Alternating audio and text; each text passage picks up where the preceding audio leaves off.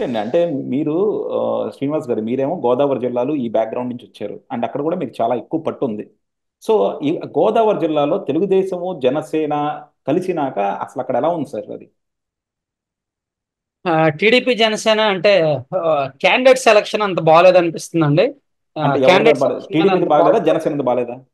ఇద్దరిది అంటే ఇద్దరిది. పొత్తులో భాగంగా వాళ్ళు కొన్ని మిస్టేక్స్ అయితే జరిగాయి. ఉమ్, మేబీ ఒక్క వారం 10 రోజులకైతే క్లారిటీ వస్తుందండి. ఓట్లు బదిలీ జరుగుద్దా లేదా. ఇప్పుడున్న అంచనా అయితే ఉమ్, 70 నుంచి 80% ఓట్లు బదిలీ జరుగుద్ది. ఓకే.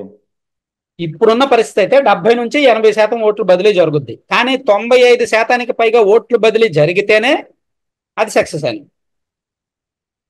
అంటే ఇప్పుడు మనకి ఇప్పుడు చూస్తున్నాం కదండి, వైఎస్ఆర్సీపీ వాళ్ళు కూడా ఇమీడియట్ గా ఫేక్ కానీ మిగతాయి కానీ స్టార్ట్ చేస్తారు ఆల్రెడీ. ఇవాళ నేను కూడా కొన్ని వీడియోలు చూశాను, రాయపాట అరుణ గారిని తెలుగుదేశం వాళ్ళు కొట్టారు అని చెప్పి. సో, అవునండి. ఆ, ఏంటండి అసలు అంటే ఇలాంటి అందులో నిజం ఎంత ఉంది మరి? నిజంగా వాళ్ళు కొట్టారా ఏంటి అసలు అది? సార్, వైసీపీ ఫేక్ ప్రచారాలు చేస్తదని అనుకోవడం ఇప్పుడు మనం మాట్లాడితే ఏదో కొత్తగా ఉమ్, ఏది 10 సంవత్సరాలు వచ్చాక మాటలు నేర్చుకున్నట్టు ఉంటది అనమాట. అదే. సో ఆ, వైసీపీ ఫేక్ ప్రచారాలు అనేవి ఎప్పుడో మొదలు పెట్టారులే. ఉమ్, 2014లో కాస్త మామూలుగా ఉండారు. 2017లో ఎప్పుడైతే ప్రశాంత్ కిషోర్ వాళ్ళతో కలిశారో ఇంకా అది ఫేక్ కదా అనే ఆలోచన కూడా లేదు. ఏదొస్తే అది పెట్టేయడమే. సో వాళ్ళు ఫేక్ ప్రచారం చేస్తారని మనమైతే అనుకోకర్లేదు. ఫేక్స్ మాత్రమే చేస్తారు ఎక్కువ. ఉమ్, సో రాయపాటి అరుణ గారిని ఎవరు కొట్టారో జనసేన వాళ్ళకి తెలుసు, ఆమెకు తెలుసు, ఉమ్, ఆమెకు కూడా తెలుసు. ఉమ్. అట్లా. యా. మరి ఇప్పుడు ఇది ఎలా ఉంది సార్? ఎందుకంటే మీకు ఎంత లేదనుకున్నా సరే మనకు అక్కడ కాపు సామాజిక వర్గం ఇన్ఫ్లుయెన్స్ ఎక్కువ ఉంటుంది. అలాగే అవును. ముద్రగడ పద్మనాభం గారిది, హరిరామ్ జోగయ్య గారిది వాళ్ళు కాపు కమిటీల్లోనూ వాటిలోనూ చాలా వాళ్ళదేం మంది. ఉండదు. ముద్రగడ గారు, హరిరామ జోగయ్య గారు ఏం లేదు. అవన్నీ మన రాష్ట్ర ప్రజలు చదివేసిన పుస్తకాలు. అవునా?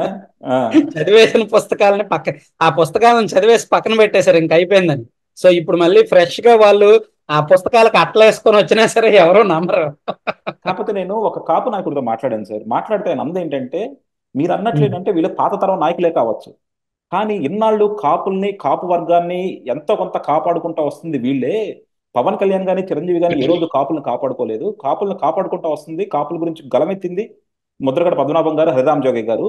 అలాంటి వాళ్ళని కనీసం గౌరవించాలి, మీరు కనీసం ఇగ్నోర్ చేయకూడదు, కంప్లీట్ ఇగ్నోర్ చేయకూడదు, అంటే గౌరవించాల్సిందే అంటారు అనమాట. అంటే కాపుల్ని కాపాడుకుంటూ వస్తున్నారంటే అర్థం ఏంటి? వీళ్ళు ఒక రాజకీయ పార్టీలో ఉన్నప్పుడు ఏం కాపాడతారండి? ఇప్పుడు హరిరామ జోగయ్య గారు ఆయన పొలిటికల్ కెరీర్ మొత్తం ఒక పార్టీలోనే ఉన్నారుగా. ఉంటే టీడీపీ లేదా కాంగ్రెస్, అంతే కదా. ఉమ్, అవునా? అలాగే ముద్రగడ పద్మనాభం గారు కూడా కొన్నాళ్ళు టీడీపీలో సుదీర్ఘకాలం ఉన్నారు, ఆ తర్వాత వేరే పార్టీలోకి వెళ్ళారు, అంతే కదా. వాళ్ళు ఒక పార్టీలో ఉన్నప్పుడు వాళ్ళని కాపుల్ని కాపాడుకునేది ఏముంది?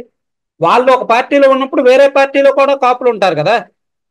సో ఇప్పుడు కూడా వాళ్ళేం కాపులను కాపాడుతుంది ఏముంది? నిజంగా కాపులను కాపాడాలంటే వైసీపీలోకి ఎందుకు వెళ్ళడం? కాపులను కాపాడాలంటే వైసీపీ కాపులను కాపాడుకుంటారు తప్ప వాళ్ళు టీడీపీ కాపులను, జనసేన కాపులను కాపాడరు కదండి. సో ఉమ్, నిజంగా కాపులను కాపాడుకోవాలి అంటే పొలిటికల్ అజెండాలు పక్కన పెట్టి కమ్యూనిటీ అజెండాను బయటకు తీసుకురావాలి. కమ్యూనిటీ అజెండాను బయటకు తీసుకొచ్చినప్పుడు ఒక పార్టీ కోసం హిడెన్ గా, ఇంటర్నల్ గా పని చేయకూడదు. కానీ వీళ్ళు చేస్తున్నది బయటకు చెప్పడానికి కమ్యూనిటీ అజెండా ఉంటది, కానీ ఇంటర్నల్ గా మాత్రం ఒక పార్టీ ఇంటెన్షన్స్ ఉంటాయి. కాబట్టే సక్సెస్ అవ్వలేకపోయారు. సో మీరు నిజంగా ఆ, కులాన్ని కాపాడుకుంటూ వస్తున్నారు అనేది అయితే నేను ఏకీభవించు. ఉమ్. ఆ, కానీ అది కరెక్ట్ కాదు. యా, ఎందుకంటే ముద్రగడ గారిని చూస్తే అండి, హరిరామ్ జోగి గారిని పక్కన పెట్టేసేయండి, ముద్రగడ గారు మాత్రం కాపు అనే ఉద్యమాన్నే ముందు పెట్టుకొని నడుపుతా ఉన్నారు. కాపు గురించి ఎప్పుడు మాట్లాడుతూ ఉన్నారు. మన తెలుగుదేశం గవర్నమెంట్లో ఉన్నప్పుడు కూడా ఉద్యమం చేశారు.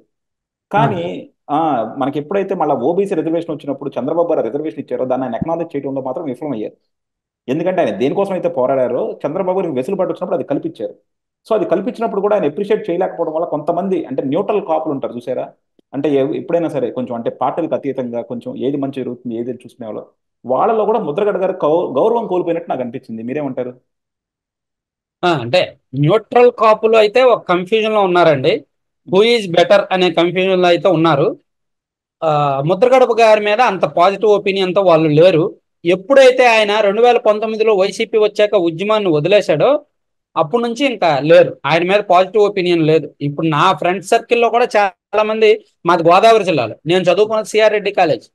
సో ఎక్కువ అదే కమ్యూనిటీ ఎక్కువ ప్రభావం ఉంటుంది. సో నా ఫ్రెండ్ సర్కిల్లో నేను ఎవరితో మాట్లాడినా సరే ఒకప్పుడు ముద్రగడ గారు అంటే అభిమానం ఉండేది కానీ ఇప్పుడు లేదండి, ఇప్పుడు అవేం లేవు. ఓకే.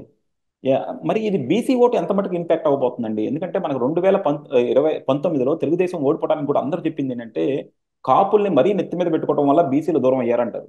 మరి ఇప్పుడు ఇది బీసీల మీద ఎంత ఎఫెక్ట్ చూడబోతుంది? బీసీలని మనం అంచనా వేయలేం. బీసీల్లో కూడా ఎక్కువ ఓటింగ్ ఉన్న యాదవ్ కమ్యూనిటీ, బీసీల్లో ఎక్కువ ఓటింగ్ ఉన్నది అదే. వాళ్ళు మొదటి నుంచి టీడీపీనే, అంటే మోర్ దాన్ 50% టీడీపీకే ఉంటారు. ఇప్పుడు కూడా మోర్ దాన్ 50% టీడీపీ వైపే ఉన్నారు. ఆ తర్వాత బీసీల్లో కాస్త ఎక్కువ ఓటింగ్ ఉన్నదేమో నాయి బ్రాహ్మణ, రజక, పద్మశాలి, చేనేత, దేవంగ, తర్వాత అదర్ బీసీ, తూర్పు కాపు, కొప్పుల వేలమ, కాళింగ, వీళ్ళందరూ ఉన్నారు. సో వీళ్ళలో మాక్సిమం ఒక, అంటే మరీ బీసీల్లో కూడా ఫైనాన్షియల్ గా బాగా వెనుకబడిన కమ్యూనిటీలు కొన్ని ఉన్నాయి, ఫైనాన్షియల్ గా కొంచెం ఈ మధ్య బాగా గ్రోత్ ఉన్న కమ్యూనిటీలు కొన్ని ఉన్నాయి. సో కాస్త ఎడ్యుకేటెడ్ పెరిగినప్పుడు, ఎడ్యుకేషన్ పెరుగుతున్నప్పుడు, నాగరికత అలవాటు అవుతున్నప్పుడు రాజకీయంగా చైతన్యం వచ్చింది. గత 10 సంవత్సరాలుగా కూడా మన రాష్ట్రంలో ఉన్న బీసీల్లో చైతన్యం వచ్చింది, ఫైనాన్షియల్ గా గ్రోత్ కనిపిస్తుంది. కాబట్టి వాళ్ళు ఆలోచించడం మొదలు పెడుతున్నారు.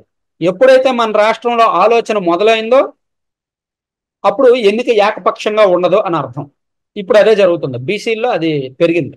ఓకే. సో డెఫినెట్గా బీసీలు 2019లో కనుక కంప్లీట్గా జగన్ వైపు టిల్ట్ అయినట్టు, అది మెజారిటీ జగన్ వైపు టిల్ట్ అయినప్పుడు 2024లో ఉండదంటారు. ఉండదు, ఉండదు, ఖచ్చితంగా యా, ఉండదు. అది గనక ఉండపోతే సార్ కంపల్సరీ మనం బీసీ కాపు మిగతా అన్ని చూసుకుంటే డెఫినెట్గా వేవ్ మాత్రం స్ట్రాంగ్గా తెలుగుదేశం పొత్తు పార్టీ లేపే ఉంటుందేమో అనుకోవచ్చాము. ఉండొచ్చు, ఉండొచ్చు అండి, ఉండొచ్చు.